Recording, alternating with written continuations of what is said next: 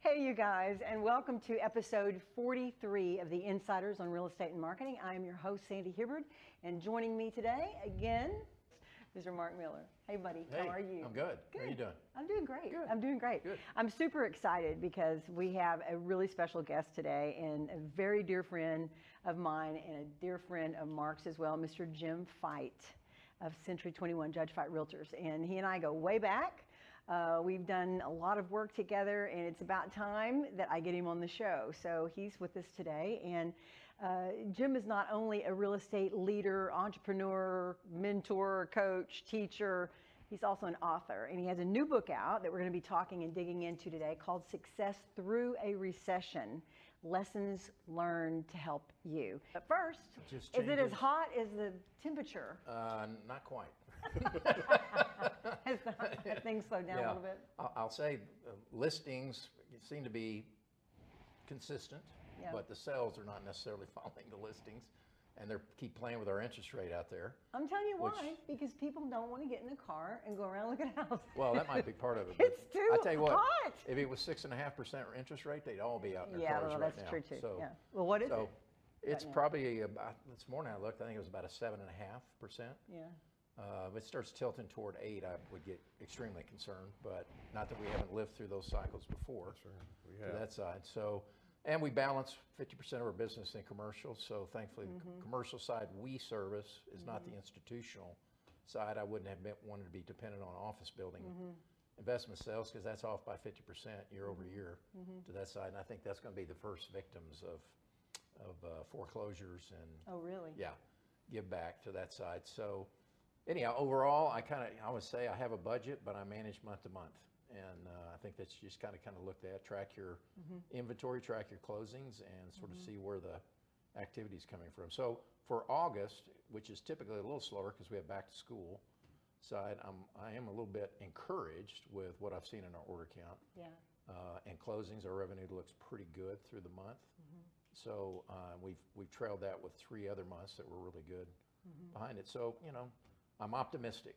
I'm hopeful that September will be an improvement. We get out of some of this heat I bet it will be. side because it's I mean, just I don't know what everybody the just interest seems rates are to going be. to do. People are still a little bit Yeah. freaked out. Oh, yeah. I had a friend over at the house the other day who was talking about looking for a house, and I think that he said that his mortgage guy set him in at 7.2 or something like that, and he was going to quit.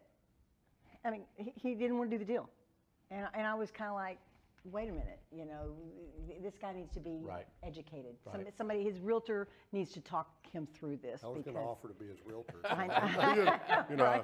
I had a trigger there somewhere. There's a sales trigger out here. I get it. Somebody I looking get for it. a property, I can help them. Yeah, yeah. So it just goes back to what we've been preaching and what Right. we preached at Judge Fite, and that is building relationships with your clients and your prospects to educate them, keep them in the loop, keep them in the know, because there's so much hearsay these days and so much that we hear on the internet and through friends and Social media. Yeah, Yep. yeah. Well, and the demand is it's there. wrong information. So, yeah. I've been doing this 46 years. I've seen a few cycles, which, by the way, today is my 3rd year anniversary with Secured. Yes. With that side. So, but through up cycles and down cycles, there's always sales. Opportunities. Opportunities. You just got to. Totally. You just have to potentially pivot into another channel and approach it a different way. But sales will occur. Yeah. It's just not. Everybody's just not used still, I think, to the higher rate of interest and potentially how to explain that opportunity. Particularly when I look at it and say, well, if you get in a home, you're immediately starting your piggy bank because you got appreciation happening, and you can always matter what. you can always refinance when the rates go back down as well. So somebody had a post the other day I thought was really interesting and kind of gave comparisons. You're paying 21% on a credit card, you're paying 12% or whatever on a car loan, and you can get into a mortgage for 7%. What's the problem? So Yeah. yeah. And another thing that I'm hearing that is, oh, the interest rates have gone up, I'm going to rent for a while. And I was just like, no, that's wrong. That's wrong. You know, I'm not a realtor, but let me tell you what I know. That is the wrong kind of thinking. And then you can pay somebody else's mortgage. Yeah, yeah, it's crazy. Yeah. So anyhow. Anyway, here we are in DFW. Here we are again. That's the way it goes. Yeah. So you gave a pretty good thank you. intro to Jim because you guys kind of know each other. But what I love about, I've known Jim for a very long time as well, and one of the things that we just touched on is that his Century 21 Judge Fite goes back to 1937. Yeah. 86 years. Isn't that wild? Yeah, so that I'm is- not that old. I you're don't not look that old, do I? Yeah, you were I don't just- look that old. No, you don't. You actually No. look great. I feel You pretty do, good you too. look You must be fabulous. living a good life right When now. I was getting your images off the internet for our marketing, I thought Jim has not changed because it's Yeah, been, right. you know what? She knows what to say. She's in marketing. She is, She's, yeah. you know. It's been a while since I've been seen too Jim. You long. look the same. You look great. You're doing something right, bud. Yeah, you are. Yeah, you are. So anyhow, but I want to jump into the book. Let's There we do. go. Let's do. And you know, just as the first talking point, sort of what motivated you to jump in and write this book? Because you don't write it overnight, right? No, I started in 2009 actually. Okay. Oh, All right. wow. Yeah, that was during the Great Recession. But Yep. the title really came from 1986, before y'all were born. I love you, Jim. 1986, I was president of the Greater Dallas Association of Realtors, now Metrotex, and there was a board meeting. And if you remember 86, which y'all don't because you're not old enough, that recession from 86 to 92 started right here in Dallas. It started right here on Interstate 30 between Dallas and Lake Ray Hubbard. A lot of land flips, savings and loan industry went under. Oh, wow, yeah. And as I was president that year, I had the opportunity to chair the board of directors meetings. We had 22 directors, as I recall. And this particular meeting, it wasn't like we didn't have a regional MLS and everybody had their little areas that they worked in. So I decided on that board meeting, I would go around the room and have everybody say, what's going on in your market, your sub-market. So everybody just took a minute, went around the room and got right over here. And a lady, which I called her name, you'd probably know it, but I won't. Let's just say that she was a very influential, very large company in DFW, and it was her turn to talk. And she went, oh my gosh, I'm just trying to survive. If I can just survive. And she went drama on me. I'm just telling you. And she went on and on and on about survival, and if we can just, and if I can just, and you all know me fairly well. I'm not a gavel kind of guy, but as a president, you have a gavel, and I never used a gavel. Right. I mean, I'm a relationship person. Well, she wouldn't shut up. So I grabbed the gavel and I slammed it on the table, and I said these words, I'm not here to survive. I'm here to succeed. Because if you set a goal to survive and you don't quite make it, Oh, it's not a good day. No. You're no longer around. yeah. But if you set a goal to succeed and you don't quite make it, you're still in the game. And if you do make it, you're ahead. Yeah. And so that was stuck in my mind. If you've read the book, Power of Moments by Chip and Dan Heath, if you haven't read the book, you ought to read the book. Fabulous book. And that was a moment in my life. I'm not here to survive, I'm here to succeed. It's stuck. It's stuck. And so rock along, we had the Great Recession, and I was on a trip with some friends, and I was in the back seat. We had a driver guide that was taking us around South Africa. And I started punching out a table of contents because here we were in the middle of a recession. I think that was my number 5 or 6, I can't remember, that I had been through as business owner and entrepreneur. And so the recession was over. I was working too hard not to get through it. So we got through it, and we succeeded through the other side. And I didn't ever write the book. And then I saw something coming, as our economy started going south. Now, where are we now? What year? Inflation. Well, this is like 2 years ago. Okay. We started seeing inflation. I saw it on the horizon. Some people would call me a visionary. I can see out there sometimes. And I started seeing this. It was not going to be pretty. And I didn't know when. I didn't know how. Who knew that interest rates would go up from 2.5%, 3% to 6% in 60 days? I mean, who would have thought the Fed would have done that to our country? And this isn't a political comment. This is just a comment. Fact. I wouldn't have thought that. They should have done it a year earlier at a quarter point per quarter, and it wouldn't have affected like it did. But the fact is, I'm not in that job. I have my own job here. And so I started seeing that this was going to happen. So a year ago in August, I found the outline that I'd started in 2009, and I started writing. And through, from August to December, I wrote it, and then comes the editors, and then comes the way of publishing and all that stuff. So finally got it out there on Amazon and did a Audible recording, and so it's Kindle, Audible, paperback, hardback, however anybody wants to do it. So anyway, that's I the know story. I was with you in 2008. Yeah, I know. And so I know what a visionary you are. I was in those meetings with you and Jan and your team talking about how and what we needed to do to avert what was coming. Yeah. And when I speak, I refer to that so many times, and I will say, and we did this, and this happened. Brilliant, I mean, and so it's just so exciting I can't wait to read it, to get in there and see these nuggets that I know, because I've watched them firsthand turn around attitudes and a company and sales and everything. It's pretty incredible. Well, Sandy, in 2005, October 05, so this was the year before the best year in real estate. 06 was the best year up till then, right, Mark? Right. And I went to a brainstorming group, which I've been a part of this group for 20 plus years. And there were a couple of markets that started turning around, started going south. In 2005, it was Florida and Michigan.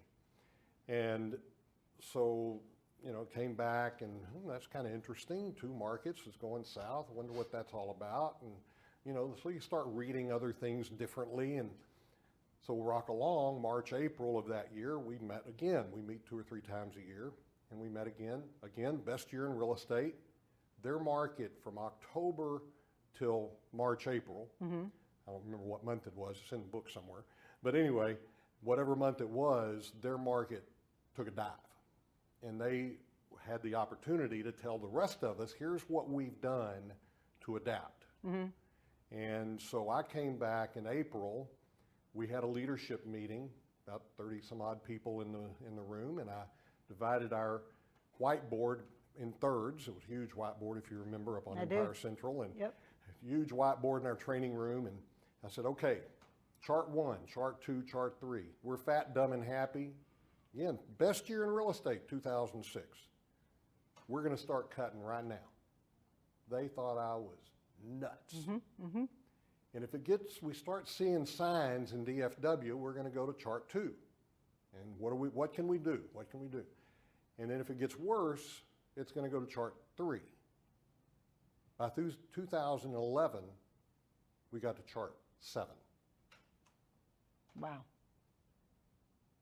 Our gross income went down 52% in that period of time. Our company dollar went down 43%, and yet our profit went up. Now, we took a dip in there, and luckily we had planned in the good times for the bad times. Otherwise, we wouldn't be sitting here talking about this today. And so as we planned, that means save your money in the good times, put it in the bank, don't go spend it, don't buy yachts and airplanes and all that stuff. Other people do, I didn't, we didn't. We saved it in the good times so that when the tough times come, and I call it the good times and the tough times in the book, when the tough times come, you're ready for it and you're prepared. And then that doesn't mean you don't have to reduce expenses. And by the way, we didn't lay off one person during that period of time. Not one person. Our leadership team during that period, and I'm talking about one of 7 recessions. By the way, we're in number 7 now. The government hadn't called it a recession. But if you're in real estate, you're in a recession. I don't care what the government says it is. In real estate today, you're in a recession. And so in our leadership team, we went to our leaders at one of those charts. I don't remember which one. And Jan and I, my sister and I, first decided if anybody was going to reduce their income, it would be us. And we calculated early on that we could go a year without taking a dime out of the company because of investments we had made and so forth. So at some chart, we went to our leadership team and said we would like to have you have the opportunity to take a reduction in your base salary. Now, they still get incentives and different ways we pay. Every one of them took a reduction. Every single one of them. Rock along, Jan and I didn't get paid for 5 years. We didn't take a dime out of our company for 5 years. Rock along, December 31st, 2012, we paid every single leader back every dime that they had sacrificed for that period of time. Wow. Wow. It's all in the book. Yeah. So you got the charts, you got great people, they stay with you, Loyalty, I was thinking Yeah. for that, yeah. and as a result of that, for 12 years in a row, we've been the #1 company, or one of the top 5 companies to work for in DFW. And they still tell the story. Our leaders tell the story as they're interviewing people, as they're talking to people. Let me tell you the company you work with. Because it was great leadership, you know. Well, Like I I said, don't know I about was that. there for a piece of that time, Yeah. and it was great leadership. Thank you. And it will always be remembered in my heart that way. And it was you and Jan, Well, incredible and people. a lot of other great people as well. Yes, indeed. And it took the whole of the whole, whole but thing. but So it was is at that the- leadership. I mean, we're obviously in the real estate industry, Right? but this, I would think, would have practical application for anyone. Any business. Yeah. Any And you wrote business. it with that more in, It doesn't matter as if much you're in an mind. agent and you're an entrepreneur, you own your own sales career. Right. Or if you're a, Fortune 500 company. yeah, Or if you're middle management. Anyone that leads people, anyone that has responsibility of a budget, anyone that has a responsibility of investing or not investing, of growing. Through 2 recessions, 89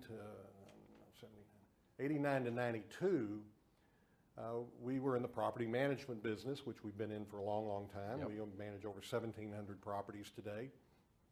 And we were also in the brokerage business. So here it was 89 to 92 recession. We were trying to make ends meet. So we heard about a HUD contract coming up. What did we do? Never bid on a government contract in my lifetime. Didn't even know how to spell government, Didn't want to, by the way. And we went out to the HUD contract RFP solicitation. We can do this. So we bid on it. We got it. Not only did we get 1, we got 2. We made more money than we ever made in our entire life. Wasn't compared to today, wasn't much, but back then it was a lot of money. What did we do? We put it in the bank. Yeah. That's We put it in the discipline. bank. Yeah. And then as that recession was over, we had opportunities. We bought our first acquisition in 1993 after the recession was over. And that led to over 50 acquisitions we've made since that time. wow. And we're still banking them. I'm looking at several today. So. Well, probably to that point, unless you got something. No, I was going to, Okay. go ahead. Pivoting into the brokerage That's side what I was gonna of ask the you about. world, yeah. In the coming years, what kind of, what are you seeing in the brokerage? What's your opinion of the brokerage industry? More recently, I'm seeing a lot of interesting strategic side of Keller Williams. You got the EXP factor, you got Compass, you've got Fathom. Everybody's kind of got a little We left different- out ABC, XYZ. Yeah. There are over 2,400 real estate companies in DFW. in DFW. Okay. Whoa. Wow, Over 2,400 right, companies. yeah. Over 40,000 agents in North Texas. Okay? You know what? Here's my answer. Dave Ramsey, his book, Baby Step Millionaires, came out a year or so ago. He was interviewing a billionaire. And he asked this billionaire, so, what's your favorite book? He said, oh, that's easy. I've read it thousands of times. I read it to my children. I read it to my grandchildren. Well, what is it? The Tortoise and the Hare. The tortoise always wins. And it was that power of moments. It was that moment when I read that, and I started thinking about our little old real estate company out here, 86 years young. We're developed it now to last another 80 years. It's not for sale. Let me make that clear. We've got a leadership team to carry it to the next generation. And the fact is, we are a tortoise. You know what's interesting about that race, the tortoise and the hare? The tortoise was strong and steady. He never stopped moving. He's never stopped growing. He never stopped But the hair was a little cocky. The hair thought he knew everything about running. The hair thought he was really smarter than everybody else. And so he was out there and he got halfway down the road and he saw his buddies and he stopped. Then he took a little longer and then he took a nap, or vice versa. I don't remember exactly how it went. But the fact is, the tortoise won the race. So Mark, from my perspective, our company's a tortoise. Somebody asked me recently, I said, so who do you chase? My answer was, I chase me. I chase us. We want to be better. I believe in the theory that you're either growing or you're dying. I don't want to die. I'm going to succeed. And so, are we a flash in the pan? No. No. No, we're not going to be. But I will tell you this. We've been surveying, as you know, Sandy, our clients for over 30 years. I used to stuff envelopes myself and lick them and put a stamp on them every month for years until now it's electronic. And I don't know how many years in a row we've had a 98% quality service rating with our clients. Wow. In real estate brokerage, an emotional business. I'll put that up against any company of our size. Now, if you sell 2 deals, you might get 100%, right? We're not talking about 2 transactions a year. Right. The last 2.5 years, remember a year ago what happened in our industry, right? Now, interest rates 6-7%. 2.5 years, we've had a 99% quality service rating. Wow. That's as of July 31st, just last month. 2.5 years.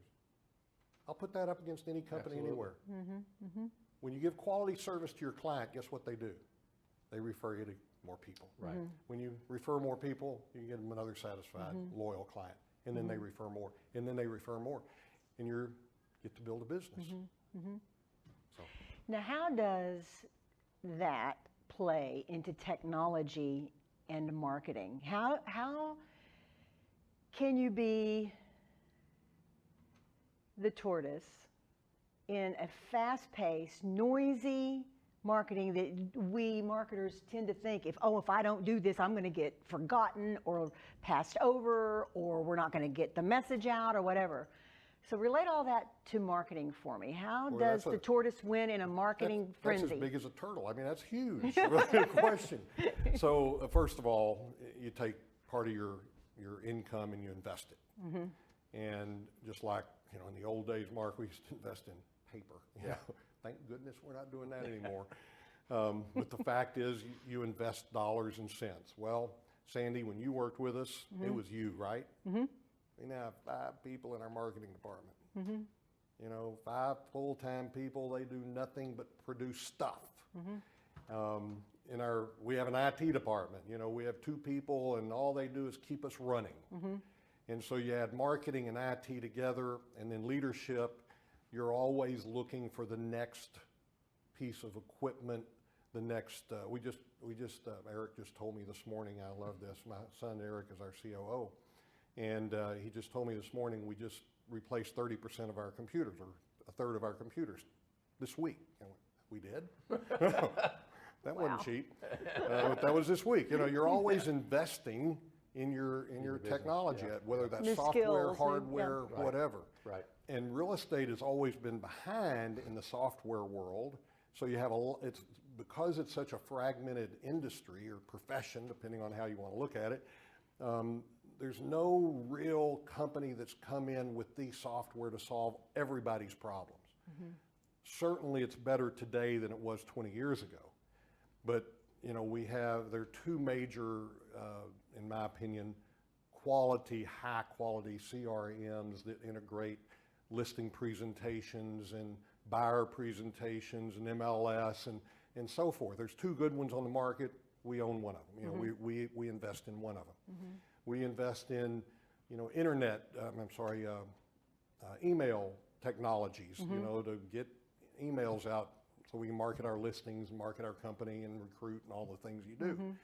And then we have another one that we're competing with MLS in regard to getting listings in front of our customers, but making our agent front and center of those to those customers or to those prospects, and making it much more desirable from an aesthetic perspective, where people want to see our stuff versus, oh my gosh, here's a bunch of data.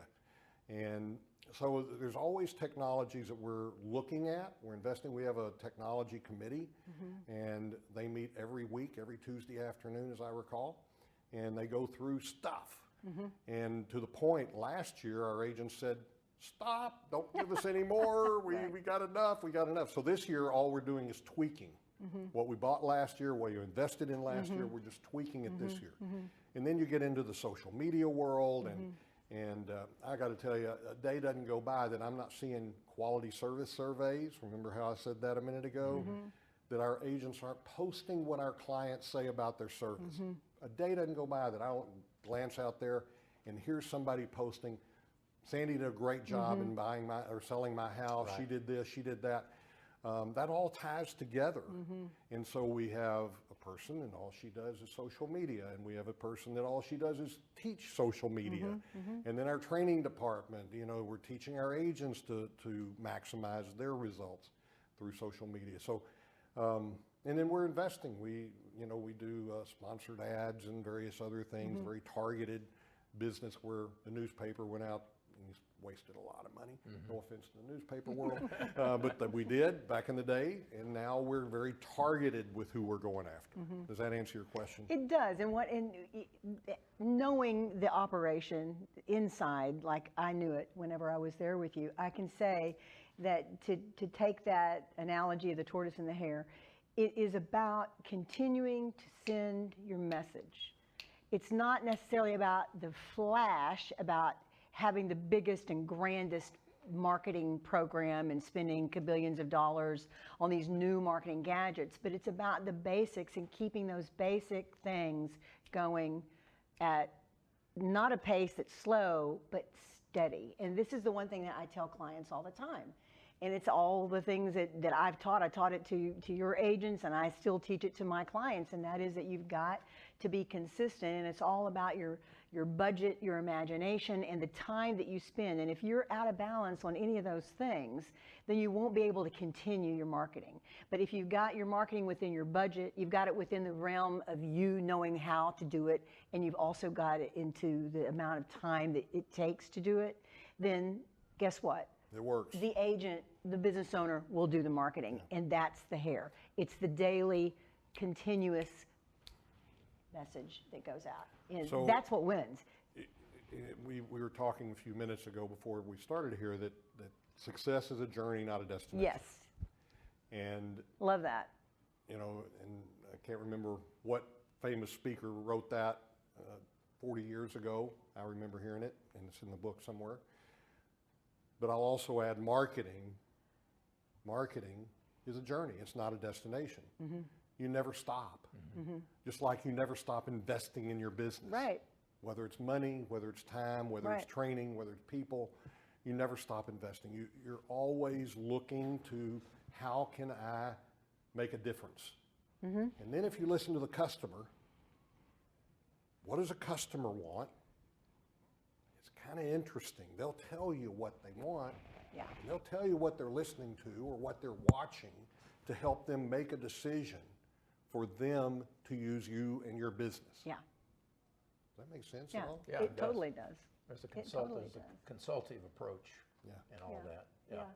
But it's funny how so many business owners don't understand success that we're like what we're talking about it on this level as the tortoise and the hare. They want to get there fast. Marketing's the same way. They want to get there fast. They want to make that blast out there. But the problem is, and what people need to understand is that you cannot sustain that. 99.9% of the businesses and people out there cannot sustain that. They have to take it slow and steady. That's what's sustainable. The flash That's what in the wins. pan doesn't work. It does not. I mean, my God, Doesn't we've seen work. that so many times, not only in our industry, but in our culture, you know. So that's one thing that I learned when working at Judge Fite Company is that, you know, we created the message, and it was the consistency of getting the message out however we could. Another thing that we always teach is you've got a message, you want to get your brand message out. It needs to be everywhere you can, you know. So if you can, time, money, imagination. So if I can get it out there in all these places, and that's what I need to do. And I think that that's how we build our businesses too, and that's what you're talking about. You've got to have all these pieces, all these little successes that come together to make that business what it is, strong. So, you know, we were an independent realtor for 60 years, Judge Fite Company. And we joined the Century 21 system 26 years ago.